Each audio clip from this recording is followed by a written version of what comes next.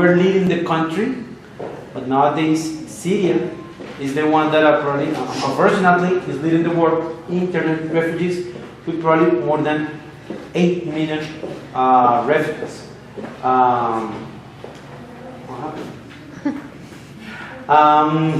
So today we will have that lecture. Angela Maria, she not only studied for being a political scientist, but she has been also in the field where all this conflict took place.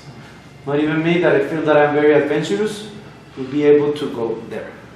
And of course, a great pleasure to have you here, Angela. Sure. And in this moment, I'm going to stop talking, and I will let the expert do her job.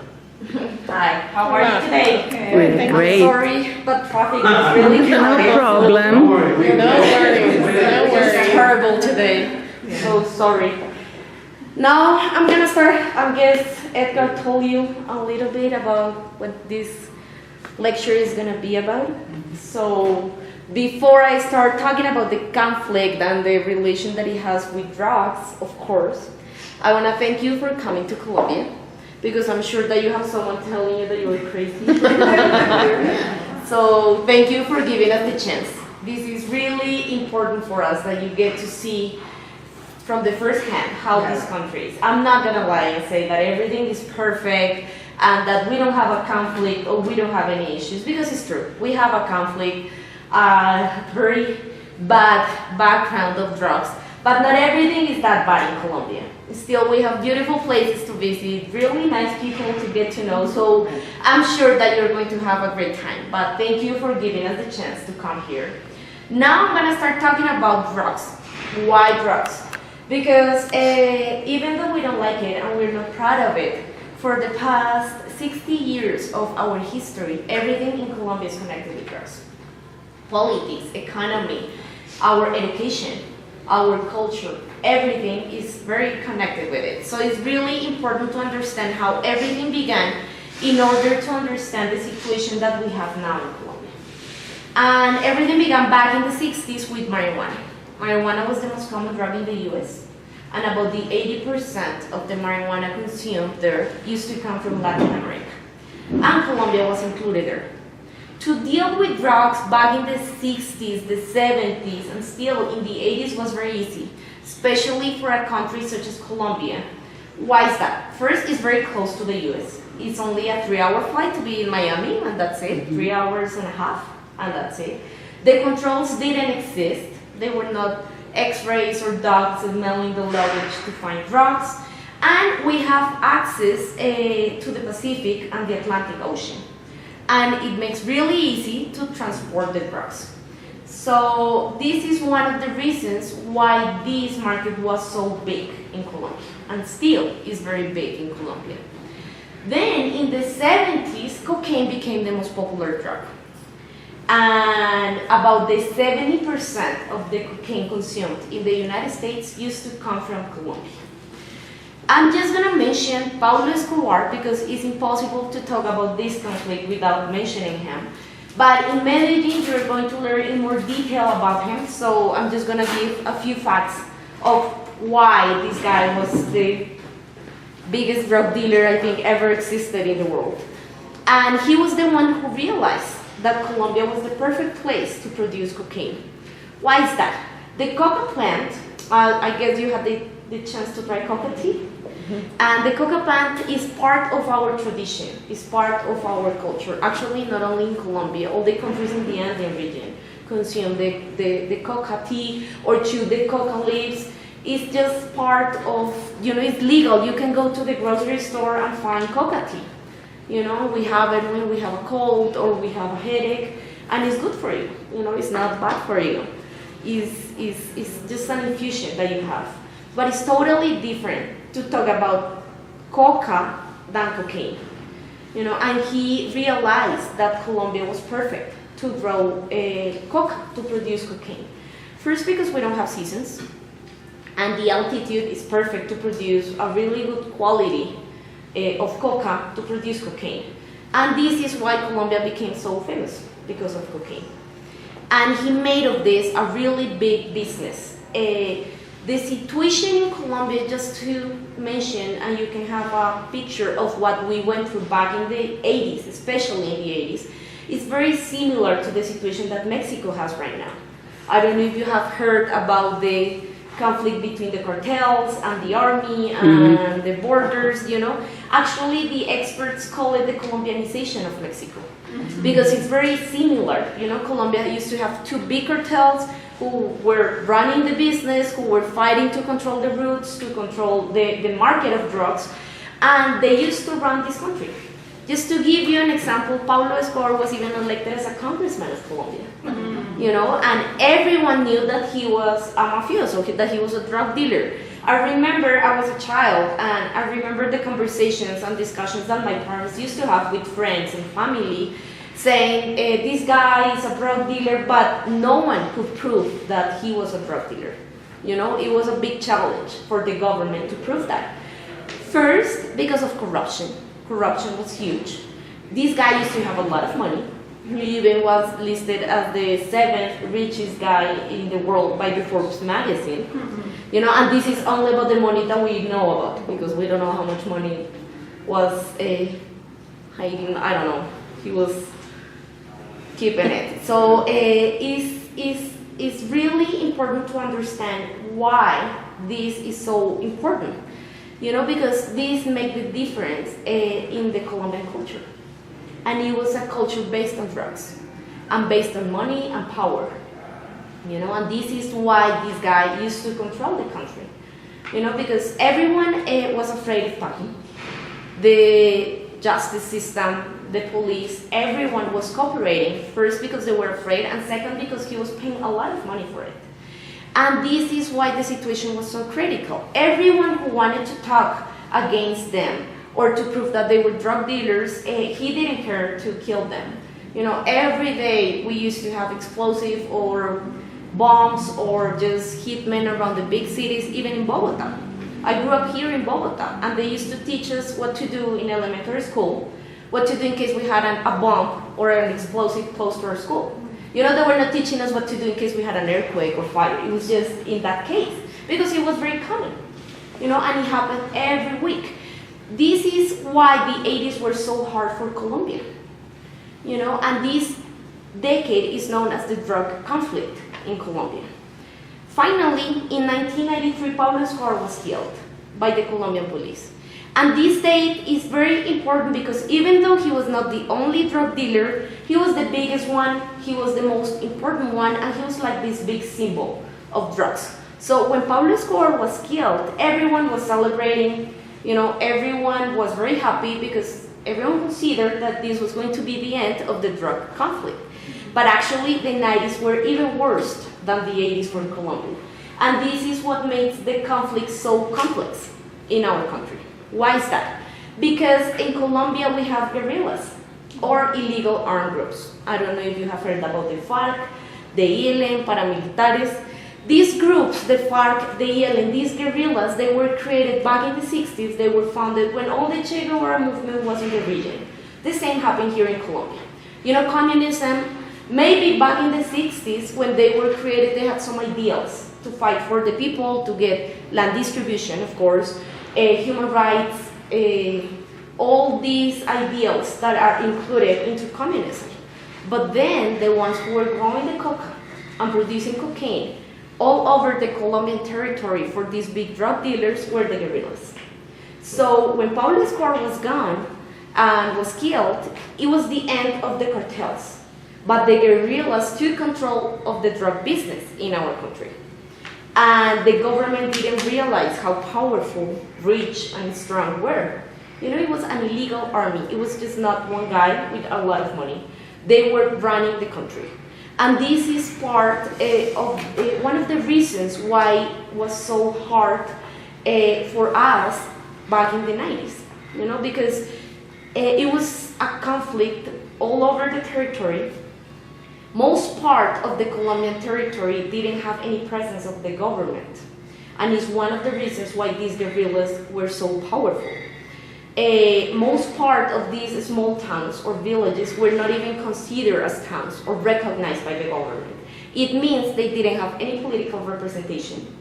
They didn't have any roads, any services, any education, health. So the only authority that most part of the Colombian population used to recognize was the guerrillas authority. And the government didn't realize that until the 90s, when they were not focusing, on fighting against Pablo Escobar. It was a conflict with the guerrillas. And it was very bad for Colombia. Also, first, because we were having a conflict. Second, because we didn't have this fake economy of drugs. It was gone. Third, no one wanted to invest in our country. No one wanted to come to visit us. The only attention that Colombia was getting was the media saying, don't go to Colombia because you can get kidnapped. And they were not lying about it. Actually, it was true. It was very dangerous. But the few people who had some incomes, they were also leaving the country. The migration of Colombians, for example, to the south of Florida and to Spain was huge in the 90s. Because the people were afraid, of living here because they were kidnapping as well for money, these guerrillas groups. So it was very dangerous to be here. And not only in the rural areas, in the big cities, in Bogotá as well, it was very dangerous. So this is why the 90s were even worse than the 80s for Colombia, because it was a big conflict against an illegal armed group. And Colombia was not in the radar of the international community anymore. By the end of the 80s and the beginning of the 90s, Colombia was getting a lot of assistance and a lot of aid from the international community, because everyone wanted to capture or to get Pablo Escobar. But when he was killed, that was it. No one was giving us any assistance. So this is why the situation was so hard. Finally, by the end of the 90s, we had a president in Colombia who has been one of the most controversial presidents that we ever had. Why is that? Because most of Colombians consider that he was the worst president that we ever had. And it's because the situation was so critical that he asked these guerrillas to have a peace process. And the guerrillas say, okay, we're gonna have a peace process. But if you want us to talk about peace, it's going to be under our own conditions. And the president say, okay, what do you want? And they asked for a piece of land that is known as La Macarena. It's a natural park that is right in the middle of our country. And they said that they wanted to have control of this land. So it was more like a guerrilla country right in the middle of Colombia. No army was allowed in there. Any institution of the government was allowed in this land. It lasted 15 months. This land is very important, not only because it's right in the middle, but it connects Colombia by river with Venezuela, with Ecuador, with Brazil, with Peru. You can go up north to the ocean as well from this land. So this is one of the reasons why they ask for this land. Another reason is because the best coca is grown in this place. It's jungle, it's a natural park. In terms of biodiversity, it's the most important ones that we have in Colombia. I don't know how many kind of birds you can find in this place. It's beautiful. Actually, in my opinion, it's the most beautiful place that we have in Colombia. And they asked for it. And the government said, okay, you got it. This peace process lasted 15 months. And the result was very bad. It didn't work. It was a joke for the government. They never show up to the meetings. Never. This is the time when Colombia had the highest rates of kidnappings. Of course, they were keeping all the hostages in this place. It was also the operations center of the guerrillas. And this is the time when Colombia had the highest rates of cocaine production. So after 15 months, the president said, okay, it didn't work. You have 48 hours to leave. It was very chaotic. It was against another confrontation that we have with the guerrillas, the government and the guerrillas, but something good came out from it. And it is that in order to have a peace process that is recognized by the international community and is legal, you need to have participation of the international community. UN, other countries, they need to come and observe and help to moderate these conversations. And the international community realized the critical situation that Colombia was going through. It opened their eyes. It was the beginning of what is known as Plan Colombia. Why is that? Because in Colombia, even though we produce the drugs, we don't consume the drugs. About the 98% of the cocaine produced in Colombia does not stay in this country. It's not consumed in this country. The consumption, yeah, we have consumption, but it's very low compared to the consumption in other countries, such as countries in Europe and the US, of course. So the international community realized, yeah, Colombia is producing the drugs, but we are consuming it. So this problem concerns everyone, not only Colombians. And this Plan Colombia was a cooperation agreement that was signed first with the US, but the assistance and the aid that we are still getting is totally different than the one that was given to Afghanistan or Iraq, where there was a direct intervention in the conflict. Actually, in Colombia, it's not like that. Of course, a big part and a big component of this plan was invested in the army, you know, in giving them arms, training, uniforms, helicopters, planes. It was huge because it was in very bad shape. And the first part was to recover the control of the territory. But a big part of this aid also has been given in terms of development. Through different projects of education, health, infrastructure, of course.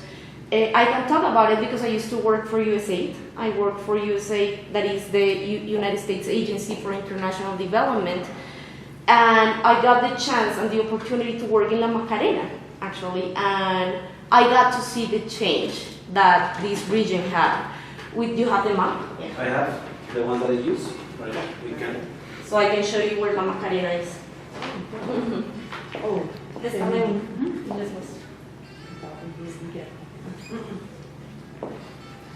actually, it's right here. Do you see this part? Right here. That's La Macarena. This one. It's got the river going. Yeah, you can see that it has all, and it's very close to Bogotá as well. Interesting. This is where La Macarena is. And I was telling you, I got to see the changes and the transformation that this region had with this investment in development. Because not everything is about confrontation or war or just destroying these guerrillas. These soldiers are also victims of the situation in Colombia. You know, this is why this conflict is so complex. When we talk about peace, why is that? Most of them were recruited when they were children. So the only education that they got was the guerrillas' education. You know, they recruit boys when they're about 11, 12, and girls when they're about 14.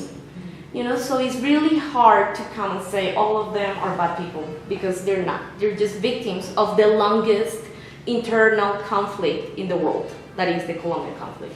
You know, we've been fighting with the guerrillas for 60 years, which is a long time, and they're victims of it. The same happens with the farmers. A lot of people think that because they're growing coca and producing cocaine, they have a lot of money, but they're not. They're just other victims of this conflict. The ones who are making the money are not the farmers. They're just forced to do that. In the case of La Macarena, for example, they didn't have any roads. Just if they wanted to produce something, they didn't have the way to take their production out from their communities or their farms. No one was going to go to La Macarena to buy their production because it was crazy to go there 20 years. Still, 5 years ago, 6 years ago, was dangerous to go there. You know, so it was crazy. No one was going to do that. And the only alternative that they had to survive was just grow coca. But they were not getting paid the money that you make with it. So it's very complex because it has a lot of components. And the Colombian conflict is very different from other conflicts around the world as well. And it's also another reason why to talk about peace or just to finish this conflict is not that easy. Because most conflicts around the world are based on democracy, land, or religion. And in Colombia, this conflict is based on money. It's a conflict based on drugs right now. It's not about a democracy against communism. It's not about religion. It's just about the money. These guerrillas are making a lot of money with this illegal market of drugs. So it's really hard to know what they really want. The situation in Colombia has changed tremendously in the past 16 years, thanks to all this assistance that we're getting, not only from the US. In Colombia, because of this Plan Colombia, we also sign agreements with countries of the European Union, countries of the region. In Colombia, we have over 1,000 NGOs working in development right now, in different fields of development, education, health, as I mentioned before. All the agencies of the UN they have presence in the country. We've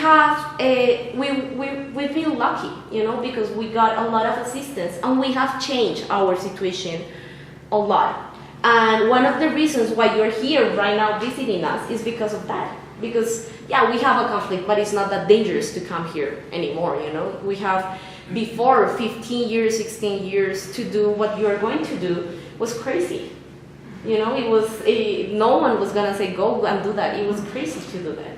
Even for us to see tourists we have tourists, we were not used to it. Because it was very dangerous for us. Even for Colombians to travel around the country. So we have had the chance to transform and to see the changes that Colombia has. For example, in Medellin, you're going to get to see that, of this culture, this country without the drugs influence. Medellin, 20, 30 years ago, used to be one of the most dangerous cities in the world. And right now, a couple years ago, won the award as the most innovative city in the world. And you're going to get to see the change that this city has. And it's because of the people. And all these programs and all these projects, they didn't want to be or consider the city of Pablo Escobar and just recognize because of drugs. It's not like that. And you're going to get to see that. And it's a beautiful place, and I'm sure that you're going to enjoy this city a lot. And it's only an example of what we can do in Colombia without the drugs.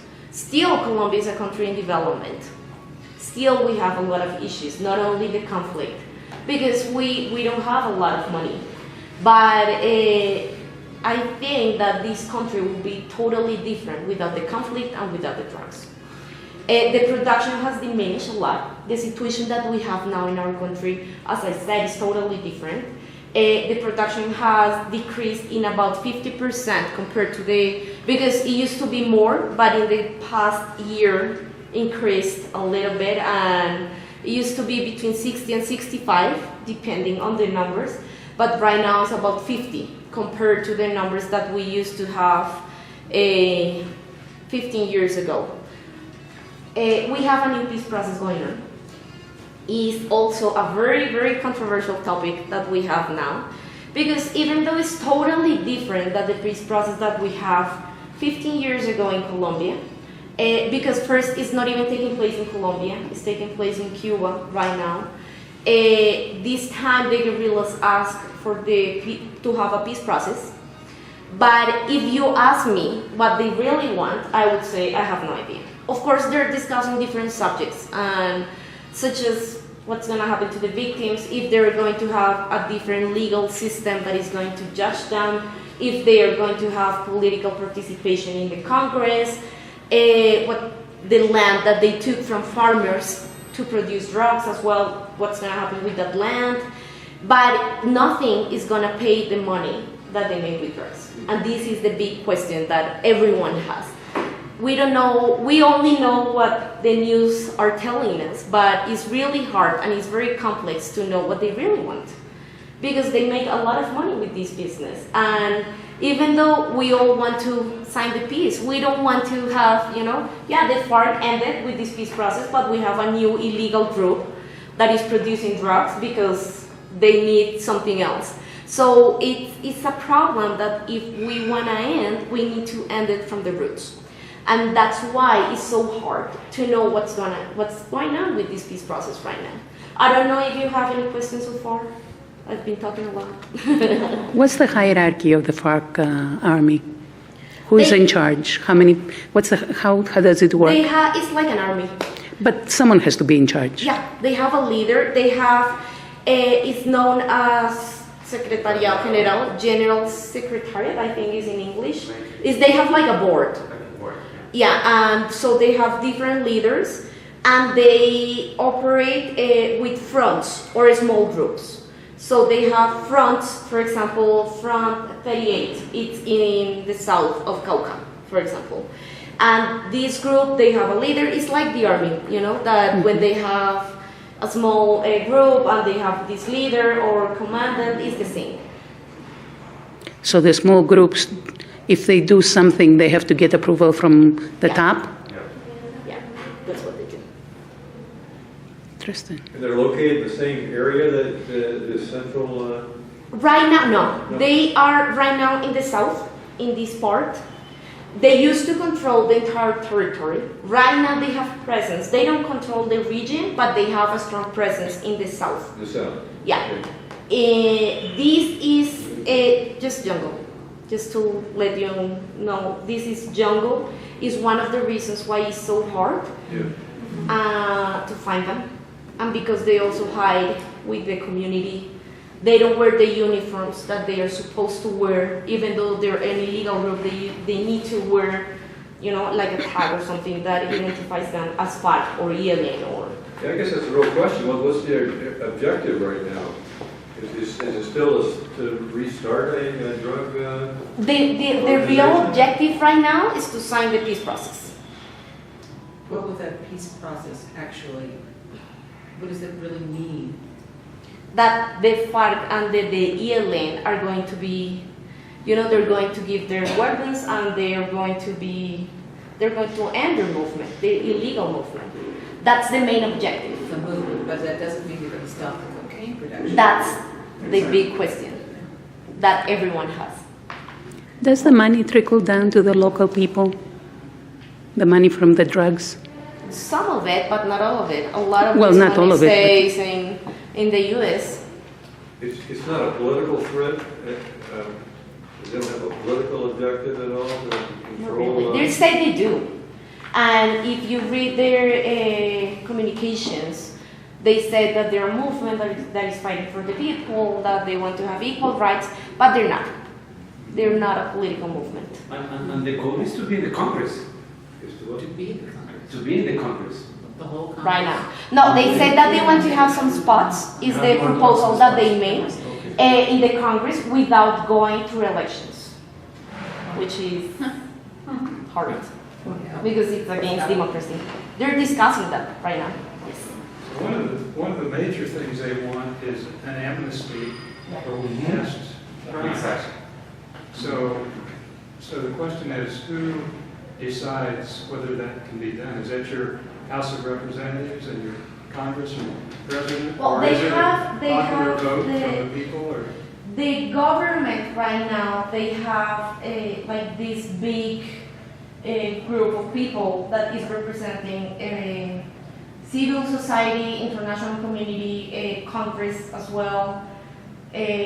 Every part of the Colombian population is represented in these negotiations. So what they're doing is just passing the agenda, approving that, but it doesn't need to go to the Congress if it's not against the Constitution, what they're proposing.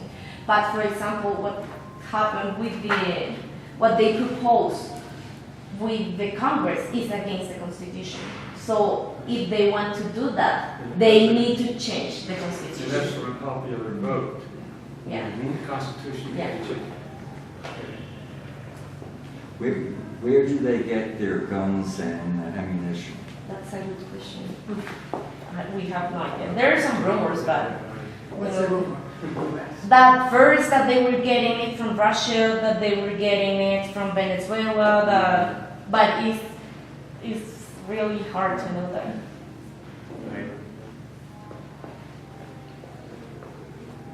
Are women in the FARC? A lot of women. Why would they join?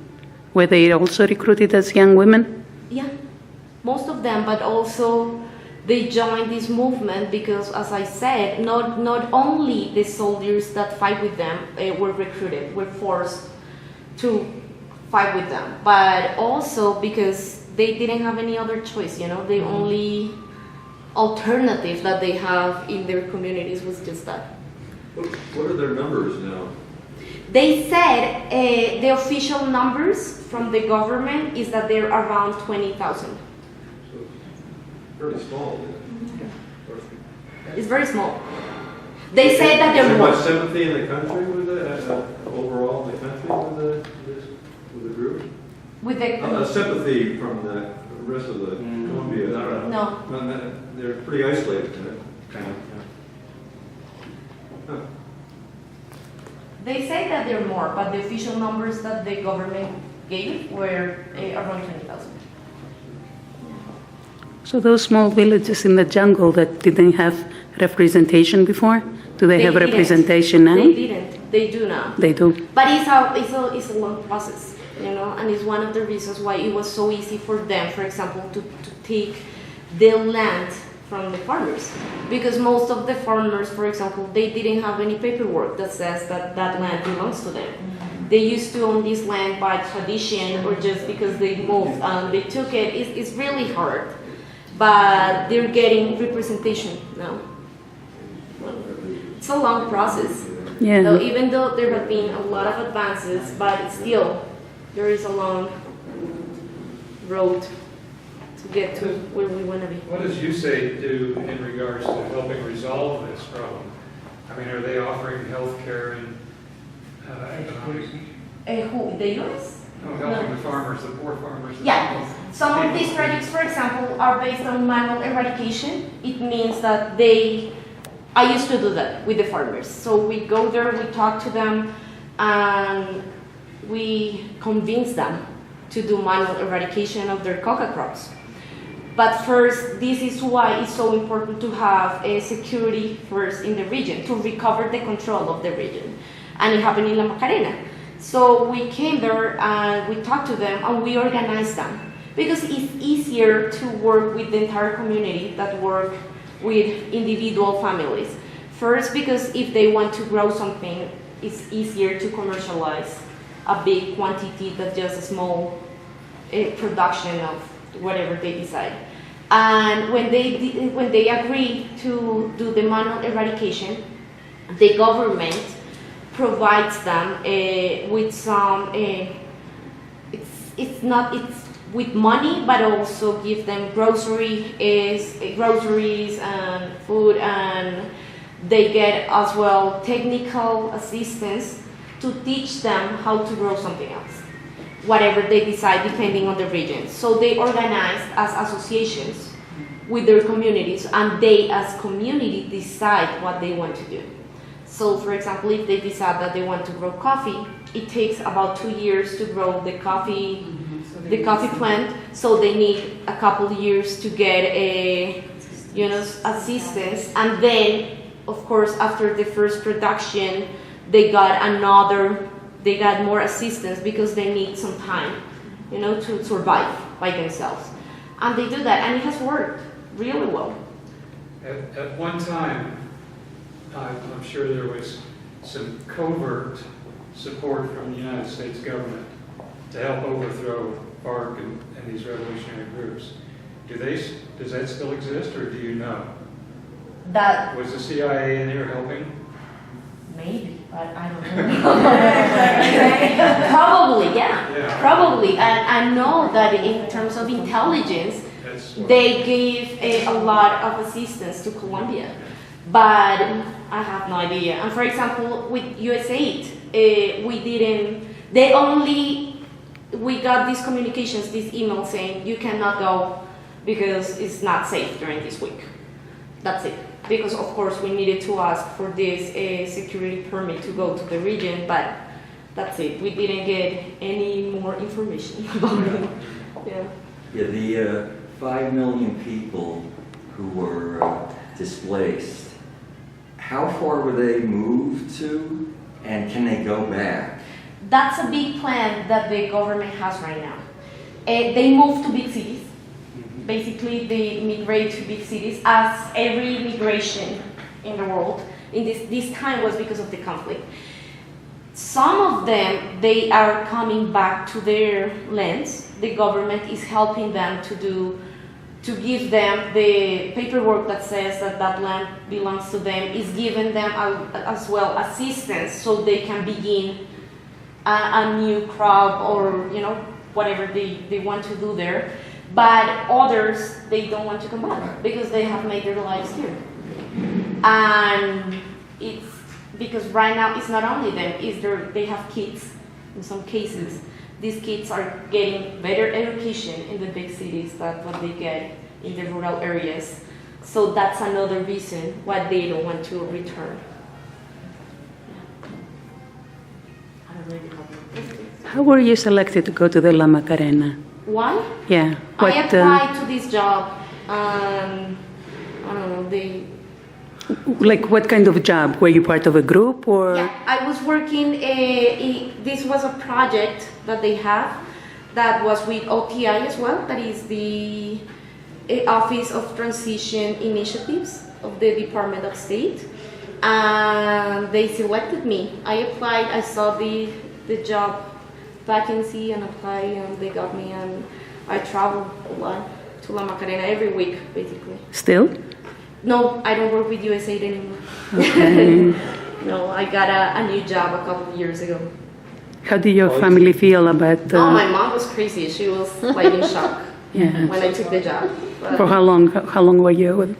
almost 4 years. Oh my gosh. It was a long time. Interesting experience, huh? It was the best experience, I think, for me. I studied political science, and I always wanted to work with it. That's why I studied what I did. And for me, it was the best experience. To be in it's totally different when you are in an office and reading that when you are in the field working with the people. And I got to see that. It was very hard because I always said that in Bogotá, for example, we're in a big bubble. You know, it's not the real, even though we suffer some of the consequences of the conflict, but what you see in the rural areas, they're the real victims, and it's totally different. It's a different world. So it was very important for me. It was very positive. I love it, yeah. Did anything happen to the other people that you were working with? No, nothing happened. Everything was fine? Everything was fine. Thank God. I think the people, the communities were the ones who really help us all the time, because yeah, we never said that we used to work for USAID. We always said that we work for the government, because the main objective of this program was to strengthen the presence of the government in the territory, you know, and of course to have a positive image of the government. So we never said that we work for USAID, and also because of security. Do you think FARCO was aware of the fact that you guys were there? Yeah, they knew that. And the community used to, actually we knew that in some of the communities we have participation. Some of these people were guerrillas, and we knew that. But it's about the community. If you work very close to them, it's really important to get them to trust you.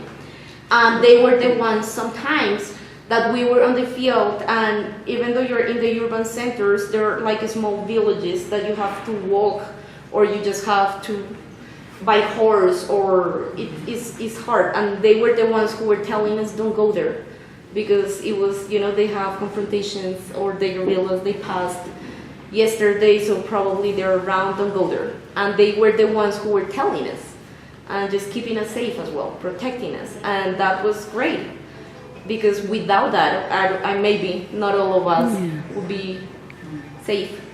Wow. Yeah. Yeah, but it was a great experience. Congratulations for doing it. Thank you. Bueno, Angela, thank you very much. Thank you.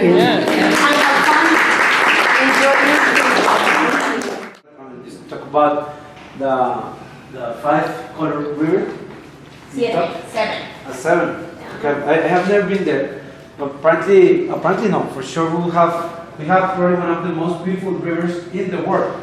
During this time of the year, this During is this the time of perfect year. time to go there, because it's like the rainy season, so the river is very, and you get to see it has all the plants that it has. They give the river 7 different colors. Yeah. Caño Caño Cristales. cristales Caño Cristales. is the name of it. Yeah. So we hope to see you very soon because we're open to everybody. I mean, nowadays they're kind of limited. I mean, you can actually You have everybody to can go, book, but you have to book.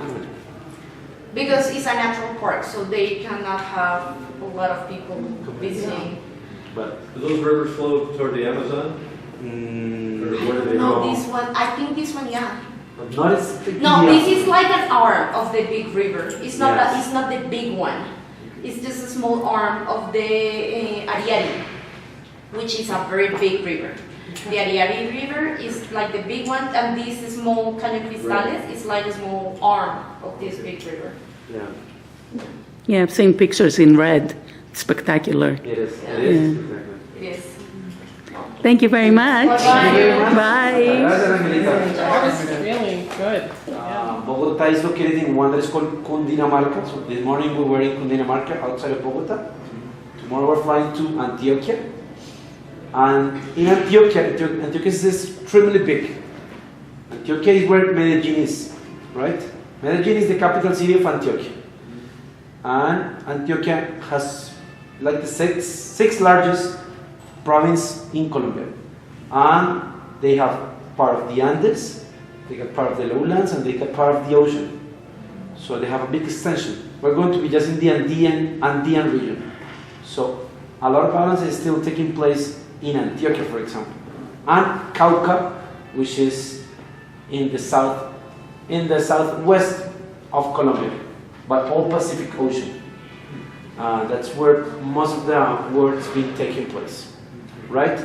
Also by the borders with Ecuador, also by the borders with Venezuela. Because according to the intelligence, there was a time, and there is still a time, when these governments were giving them some support, right? Yeah. That's what I was So they were, let's say, crossing the borders. There was no any like wondering. filters of security there. So, and we actually had a big issue with Ecuador around 8 years ago, because one of these leaders was hiding there. One of these leaders of the Secretariat was hiding there. The Colombian government never announced, the Ecuadorian government, that we were going to cross the border to kill them. And that caused a big issue between the two countries. Almost, it took us into a war, especially with Venezuela. Because Venezuela, by the time that Chavez was alive, he was the one like, hey, how are you doing this? You're crossing the borders. And we were like, but you're hiding them. And there was a point that they got the army into the two borders too. It was very tense. Very tense. Is there basically one guerrilla group or the several? And if there are several, do they fight each other at all? They don't fight each other at all. Okay. They work, let's say, they cooperate. But, back in the 70s, there were 5 probably. We got FARC, we have EPL, we have ELN, we have M19. But probably back in the 1960s or 70s, what it made them different was like pretty much their political or ideologies. Some were more like a Marxist, the other one were more like Leninist. So that was like the difference that they had. And that was part of that was like that split them at the beginning. But now they're all going to the same. Yes. My father used to be he was never part of the guerrillas, but he was really involved. Not in the guerrillas, but in a lot of social movements here in Bogotá, especially in the university before I was born. So today I was telling you about that there was a demonstration in this university. Okay, let's say that 35 years ago, probably he was there. He was there, and that's one of the reasons why my name is Ernesto, right? Because back in that time, not only Colombia, but Chile with Allende, Argentina with Perón, Cuba, of course. All of this was going on. So of course, right, his big idol was Che Guevara. he gave, I mean, I know that he named me after him. I'm sorry, Dad, but I'm not like even close to probably what he did. So, but anyways, so he knows a lot about that. My dad knows a lot about it. And he actually belonged, my father belonged to a kind of guerrilla group. But it was not, it was a legal, it was a political party that was called ANAPRO. They were a legal group. They were a political party. They participated to be in the elections of 1970s. And it was 8 p.m. and they were having the president of that year. And there was a blackout, and at 9 p.m. they lost it. They lost the presidency in 1970. So, and they were a legal group, they were a political party. After that, they said, no, this is never going to happen. We're never going to have, let's say, a socialist president here, because they were like kind of socialist group. So they decided to create a guerrilla group, okay? And that was called the M19 group. But more than a military guerrilla, was like a political party. So they went into all neighborhoods to do a lot of social work. And my father was in the beginning of that. Then he had a boy, and he had to change a little bit his life. Okay, he had to grow up. Not to grow up, but he had to change things and raise a kid. So, and be responsible for a family. So that was the end of at least his participation, but he certainly did. This guerrilla group, later in the 80s, they went into the Supreme Court house. Remember that there were 4 different, in the main plaza, Congress, City Hall, Catholic side, and the Supreme Court house. You were asking me about that? Yeah.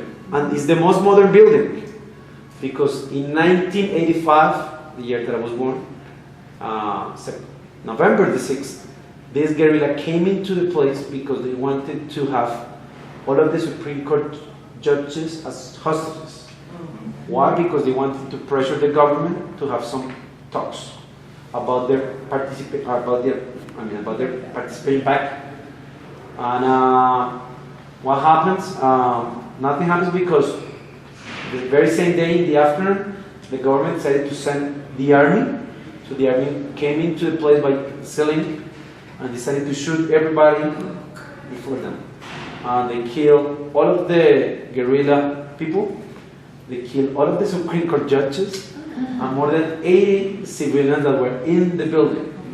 And they brought tanks into the plaza and they blew up the entire building. That's why there is a new building, because that building was on fire for 2 days. So right, you can Google that, or you can see it on YouTube.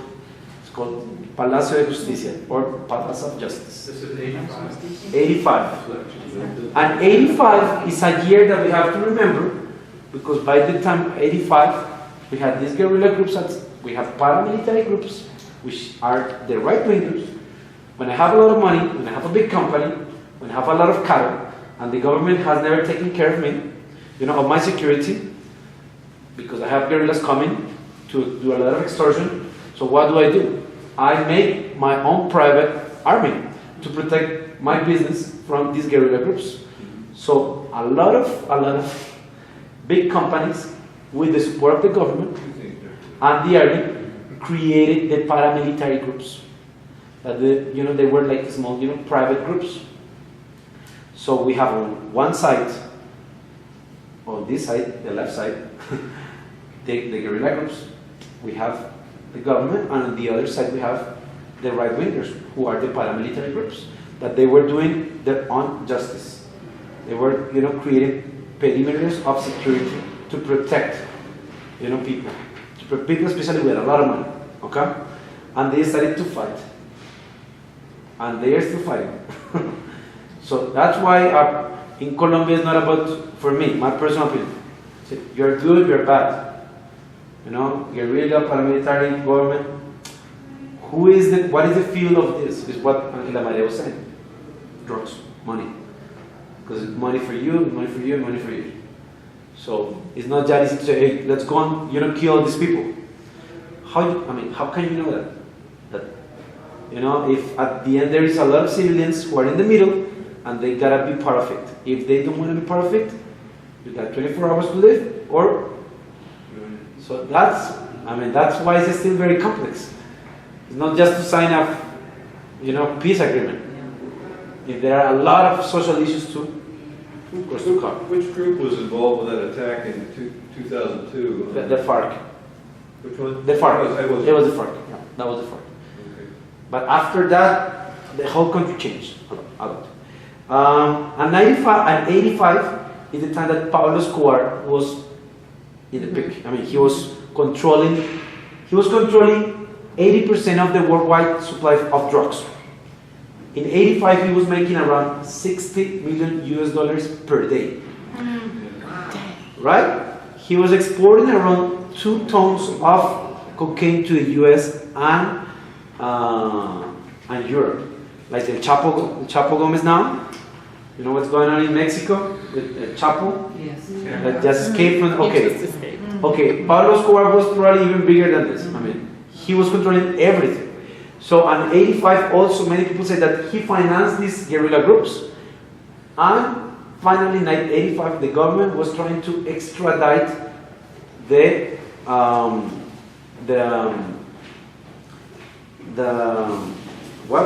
cartels leaders to the U.S.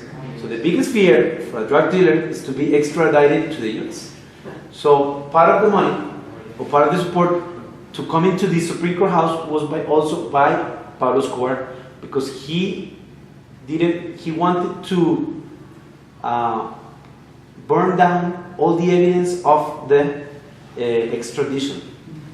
So many people say that he did that also on purpose, that he financed this group to come into the Supreme Court House and also delete all evidence of that. So there are many things going on, and tomorrow we're going to go deeper in that. Okay, with the cartels and all of it, right? It's very, very interesting. But anytime you want to talk, Any other drugs at all? Besides cocaine, not quite the drug it was back in the 80s and 90s in terms of its use. Is there any involvement with other drugs? not that I know. With the heroin? No, but I think that is Afghanistan, or I think it's Afghanistan. Copies. Yes, or probably Vietnam Oh, too. right, yeah. Just But, wondering if there's some other Because involvement. the coca leaves only grow in South America. That's the problem. Yeah. It doesn't go anywhere else. Right. So that's why the problem is mutating to other countries. Peru, Bolivia, Venezuela, Ecuador. We have it here, but now it's going all over the place. Right. One interesting thing is that I think if we weren't buying these drugs, would this have ever happened? I think that there will be always, because mankind, we are extremely creative for very negative things. And if it is not cocaine, you can name as many as you want. Because let's say in the 40s, it was Al Capone, it was alcohol or cigarette. And now we are doing this, and what happens in the future? So now, for example, this finally in Colombia, we're talking about legalization. I was going to ask. Finally, we're just going into the debate. But Colombia is still very, very conservative, Catholic country, and that will take a while. Not even marijuana is legal in Colombia, not even for medicine purposes. Not yet. So It just seems like we should share in resolving this problem. and it's true. Cut down the number of Absolutely. Well, So many people say first thing we have to talk about is legalization.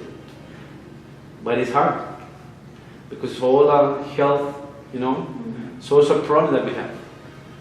So we haven't even taken the first step, which is, for example, like you did in some, like Colorado. Yeah. I don't know what else. Oregon. Yes. Or yes. It's little by little. It's little by little. We can stop eradicating, but it will go to Mexico, it will go to Peru, it will go to, and you will continue buying. Not you, but your countries that have the money, that to produce pound of cocaine is in Colombia around $5 to produce in the middle of the jungle. Like $5, no more than that, to produce it in Colombia. But to sell a gram in the US can be up to, I don't know, $150. That's a gram. But to produce it in the middle of the jungle, because it's where they make it like no more than $10. It's a very dirty process. I mean, so the profit is unbelievable. I mean, how can you make more money than that growing coffee? I mean, how can you convince that people? You know, it's hard. It's very hard. Well, folks, let's talk about a little bit of tomorrow, okay? We'll be right. Let's see. Why? Why did I do this? Tomorrow. We will go into a neighborhood that used to be number one. Remember that today we were talking about the numbers? Mm-hmm. So it's like a very, I mean, that used to be probably one of the most dangerous neighborhoods 20 years ago. That neighborhood has had probably the most dramatical change. Now we have a public library, we have a cable car like system that, you know, that helps a lot of people to commute, and we'll be taking one of these hanging cable cars, like the one in Bolivia. Did you take that one? Okay, Bolivians copy the one in Medellin, because the very first ones to make that was Medellin.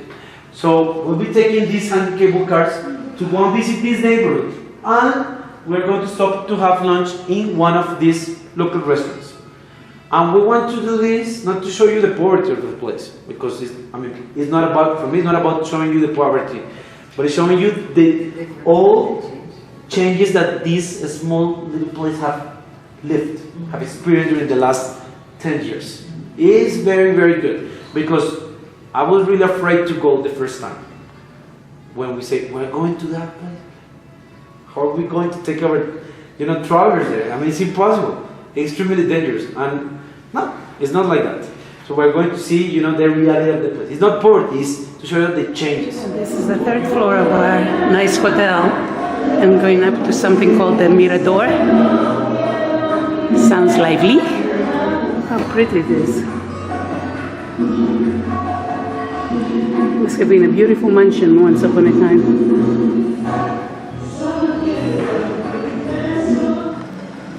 It's pretty.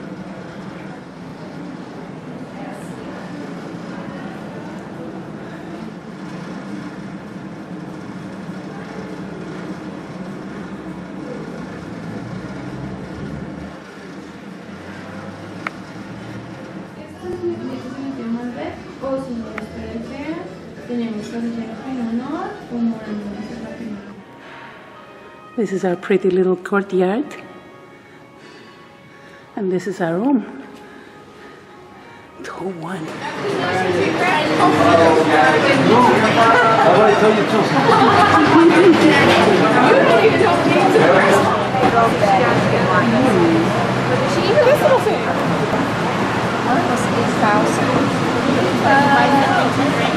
There's Santa Fe. Is that what it says? How do you pronounce that? Chocolate? How do you say it? Oh yes, con leche. Do it and you dip it. I'm gonna have that. And this is white corn prepared in milk. Oh no, it looks Looking good? It just looks big, Gracias, Eliana. This is a chocolate thing. Wow. Look at that piece of cheese. And you're supposed to dip it.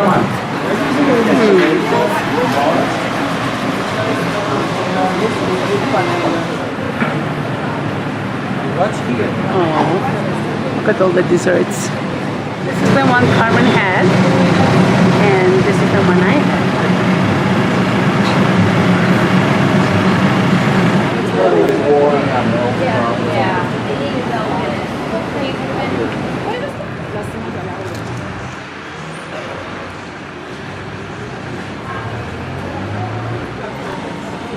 We're going to Plaza Bolivar to see what it looks like at night.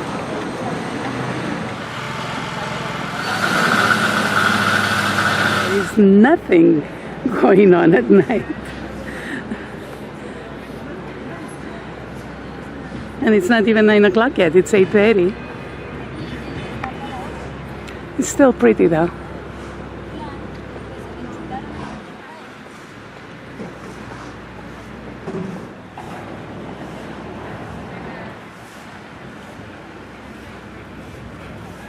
I got clearance from my tour guide to come here. Just to let everybody know I'm not doing stupid stuff. It's a really interesting looking red building down there. I am told this is the Palacio de Justicia.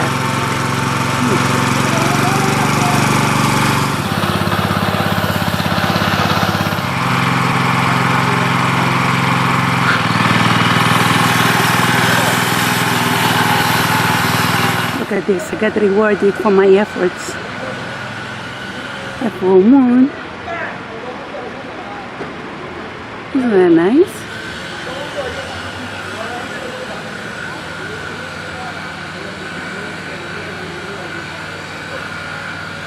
Oh. What a perfect way to say goodbye to Bogotá.